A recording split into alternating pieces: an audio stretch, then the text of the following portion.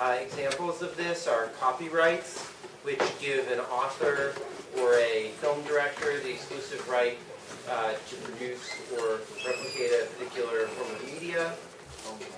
Patents, which give an inventor an exclusive right to create a product. Trade secrets, which make it effectively impossible for anyone to compete because they don't know the tricks of the trade. And there are also less formal things that basically act as intellectual property.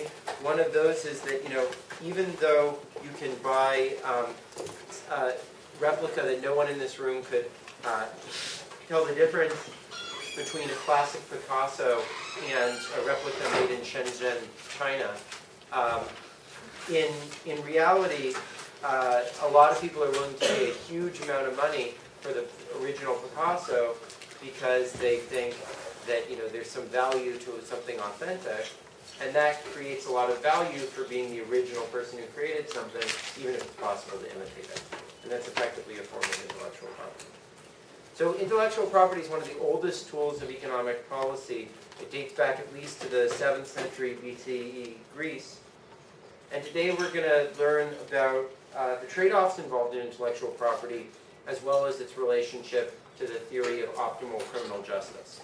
So we'll talk about, first, monopoly profits and what they give incentives for. And then we'll talk about Schumpeter's idea of creative destruction and the dynamics of markets. We'll then talk about the static and dynamic effects of crimes and the importance of incentives for creating innovation, as well as the harms created by intellectual property. And then we'll try to formalize the trade-off between incentivizing new innovations and reducing the ex post distortion in a model of intellectual property. And we'll derive from that some comparative statics and lessons for policy, as well as thinking about some broader perspectives on intellectual property. So far, we've viewed monopoly profits, right, as basically a transfer. We said that monopoly had two effects. It created a dead weight loss, which was an efficiency loss, and then it created some profits, which were just a transfer between consumers and the monopolists. And we usually think of this transfer as being benign or irrelevant for total social welfare. While we may want to redistribute it, we don't think of it as having an important efficiency effect. And what I'm going to try to argue today and make a very strong point of is that the amount of money that a monopolist makes does have an important incentive effect. In particular, it incentivizes the monopolist to do whatever it takes to become a monopolist in the first place. And so, to the extent that there's a significant elasticity of doing whatever it takes to become a monopolist, a large part of the monopoly profits don't just end up being a transfer to the monopolist, but rather end up being an encouragement to undertake the activity that creates monopoly. Some of these activities are just wasteful, right? So you can lobby the government to have the right to be a monopoly, to be protected from competition and so forth. That money poured into lobbying and so forth could be just pure waste. And that makes monopoly much worse than if it didn't create all the waste from the profits, and the profits were just a transfer. So under the traditional view, monopoly, the losses from monopoly are just the dead weight loss triangle, and the profits are just a transfer. But under that view, if a large part of the profits end up attracting people to lobby the government and therefore get dissipated, as economists would say, in the process of trying to gain the monopoly, then there's not then there's an additional dead weight loss from monopoly, which is the monopoly profit. On the other hand, sometimes a monopolist can actually encourage the profits of the monopoly can encourage the creation of a new market. So the fact that Apple has made a bunch of money off the iPhone was exactly what encouraged them to create the iPhone in the first place. And while that did create a lot of profits for them, it also generated a bunch of consumer surplus, right? And they only capture the profits, not the consumer surplus. And that means that there's basically an externality created when you create a new market. You get part of the benefits, which are the profits, but you don't get all the benefits. And the additional benefits are an externality, what's often called the entrepreneurial externality. And in this case, monopoly is far better than it is in the standard analysis, because while we have to deal with the dead weight loss, we also get the benefits of creating this whole market in the first place. So in many cases, what happens to the monopoly profits is much more important than the dead weight loss. This is because the monopoly profits are often a lot bigger than the dead weight losses. So when sometimes this is just true because of the shape of the demand and the cost curves, but more importantly, what we studied with Harberger, right, was that the dead weight loss triangle in the U.S. economy appears to be very, very small. The profits are quite a lot larger, but because the dead weight loss triangle is just a little triangle compared to the big area of profits that come from raising prices a bit above cost, the dead weight loss may be a much more important factor than is the profit. So the way to see that is, imagine we just start at a competitive level. Imagine this is the cost curve and this is the demand curve. If we have a little bit of market power, the price is a little bit above cost, there's quite a lot of profits, but the area of dead weight loss is still very, very small. So if we don't have, full monopoly, but we just have a little bit of market power in markets, often the dead weight loss is going to be very large relative to the monopoly profits. Okay, so this past Thursday, we talked briefly about some of the ways of obtaining a monopoly, and I want to just go back through those. So one way is to lobby the government for protection, like the licensure case that we studied early in the course, or in the UK in the 18th century, there were lots of corporations that got monopoly rights from the government. One reason that it made sense for the UK to grant monopoly rights to companies is because they were actually exporters. So they weren't monopolists over selling things within Britain. They were monopolists for exporting things from Britain to the rest of the world, and that allowed them to raise the price that the British could get for exporting various commodities, like tea to the United States, which was one reason for the original Tea Party. So another way to obtain monopoly, especially in markets where goods are illegal, is by violence, by killing off potential rivals. Right? So the mafia controls many illegal industries, casinos, in many states.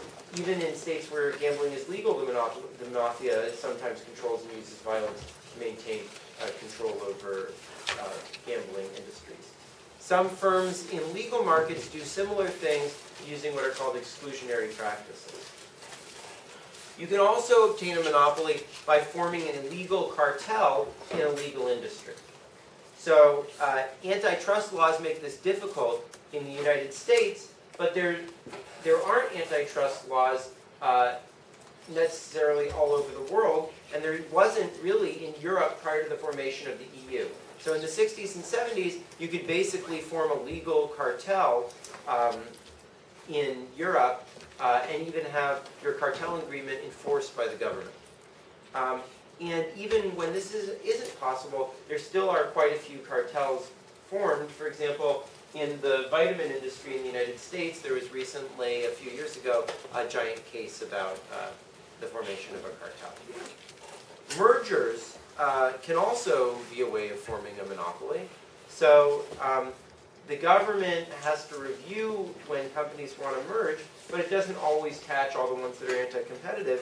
And in some countries, it's completely legal to merge. There's no prohibition against it. So in Peru, when they opened up to free trade, the thought was, oh, there's going to be all these foreign companies that are going to come in and make the market much more competitive. Instead, what happened is S.A.B. Miller from the United States came in. They had a bunch of money. They bought up all the Peruvian beer companies, and now they control 97% of the market, and prices have gone way up. So in countries where there isn't strong protection against mergers, mergers are a very effective way to create a monopoly. And intellectual property, which we'll be focusing on for most of the day, can also create a monopoly. So the key question from the perspective that I was just talking about is what types of activity do all these different ways of creating monopoly encourage? So lobbying the government can encourage a lot of wasteful money spent on corrupting politicians or on giving donations to campaigns, running ads, etc. But sometimes it's not so harmful. So for example, the way that you lobby a politician is by bringing jobs to his district or giving money to charity or by spending money on research that makes you popular with the public and gives you support in Congress. That might not be such a terrible price to pay for the monopoly. On the other hand, almost all illegal market monopolies are very harmful because they generate a huge amount of violence in order to try to become the monopolist, which is exactly what we see going on in Central America and Mexico these days. Illegal cartels may encourage some wasteful activity on trying to enforce the cartel, and we'll talk about how cartels are enforced a bit a week from Thursday. But to a large extent, the incentives they create are quite similar to a merger. And what are the incentives created by a merger? Well, to some extent, companies may merge even when there's diseconomies of scale in order to try to gain more market power in the market, and that might be inefficient. This won't actually be an upcoming problem set, but one other important issue is, if you think about McDonald's currently being the main fast food company in some industry, what we want from a social perspective is someone like KFC to enter to compete with them, because KFC is very different from McDonald's, and therefore there's a lot of value brought to consumers by having that additional option. And if it's hard to merge, that's going to be much more attractive for KFC to enter than for Burger King to enter. Because Burger King is going to be a very close competitor with McDonald's, and if they're both in the market at the same time, prices may get driven down very low, and they may not make much money, right? But if they can merge with each other, then there's going to be a huge incentive for Burger King to come to the market, right? Because they can come in and they can get half of the profits that McDonald's is earning, right? So mergers, allowing for mergers, can give big incentives for people to come into the market just to imitate someone who's already in the market, rather than to really offer a different product that's valuable to consumers. So someone gave a good example of this in the last class. In the tech industry, because there's been so much mergers and there hasn't been much merger control, there's been a ton of people who enter just to be like little competitors with Google or whatever on various services, just so Google will be forced to buy them up so they don't have to compete with them. Intellectual property creates a lot of benefits for getting people to create new products, but it can also have harmful effects as well. So for example, imagine that you and I both have an idea, and we know each other has the idea. We may work really, really hard just to file our patents a little bit before the other one so that we get the monopoly and they don't get it. And that's just a total waste, right? There's no benefit associated with that. So sometimes IP can lead to some perverse incentives to try to get the monopoly as well. Okay. So Schumpeter emphasizes the importance of these dynamic effects of industrial structure. He argues that the thing that matters the most in industries is innovation and progress, and that the static distortions from monopoly are relatively small.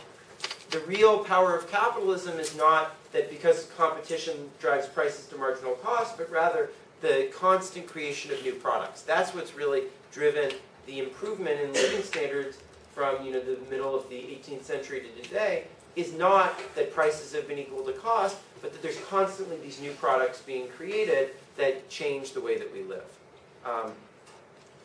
And so he argues that sort of the fundamental question is not the level of prices,